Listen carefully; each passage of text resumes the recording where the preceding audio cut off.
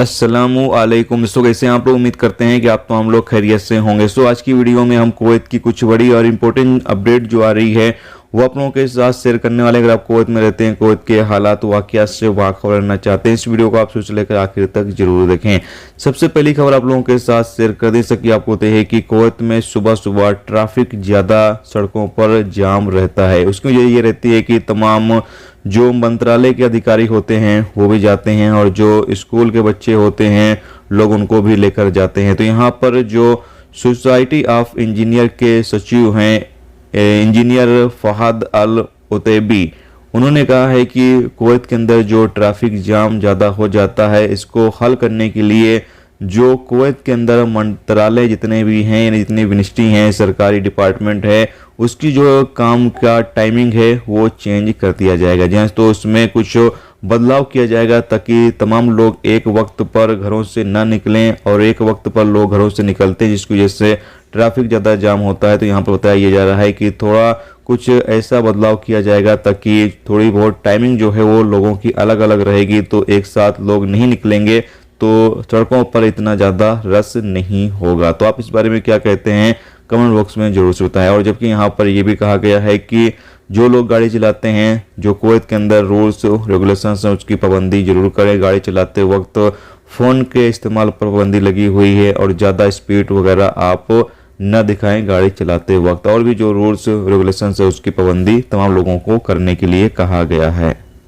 इसके साथ दोस्तों अगली अपडेट ये है कि कुवैत MOI की तरफ से मैबोला, जलेब, खेतान और हाउली का जो मैदान है, इन तमाम इलाकों में जो कैंपेन है वो लगातार जारी है। बताया जा रहा है कि इन इलाकों में जो भी इलीगल तरीके से प्रवासी रहते हैं या फिर इलीगल तरीके से प्रवासी काम कर रहे हैं, ऐसे तमाम लोगों को गिरफ्तार किया जा रहा है और लगातार ऐसे तमाम लोगों को गिरफ्तार भी किया जाएगा। और आपकी जानकारी के लिए बता दें कि आप सामने स्क्रीन पर एक वीडियो क्लिप जो है वो देख सकते हैं कि जलेब के इलाके में जो सड़कों के ऊपर या साइडों में जो दुकानें वगैरह लोग लगाकर सब्जी वगैरह बेचते हैं उनके खिलाफ भी यहाँ पर कानूनी कार्रवाई की गई है और कई लोगों को रिपोर्ट के मुताबिक बताया गया है, गिरफ्तार भी किया गया है।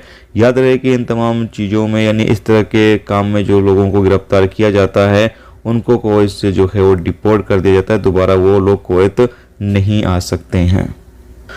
इसके साथ इस अगली अपडेट यह है कि कुवैत में पिछले 24 घंटे के अंदर तकरीबन 3 लोगों की मौत हुई है और बताया गया है कि 3 लोगों की मौत हुई है और 3 लोगों की लाशें जो हैं अलग अलग इलाकों से बरामद की गई हैं।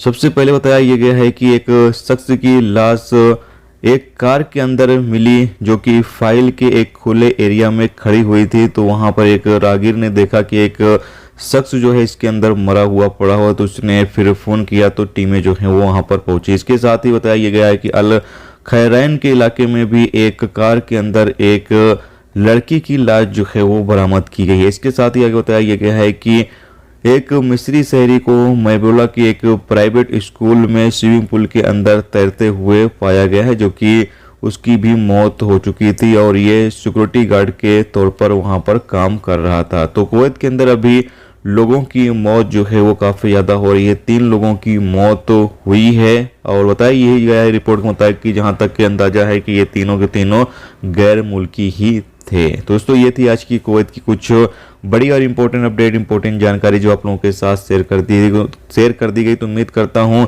ये वीडियो, ये जानकारी आपको अच्छी लगी तो प्लीज़ वीडियो को लाइक और शेयर जरूर कर दें। चैनल पर नए हो चैनल को भी सब्सक्राइब जरूर कर लें। वीडियो देखने का बहुत बहुत शुक्रिया। मिलते हैं नेक्स्ट टॉपिक के साथ। रखिए अपना ख्याल।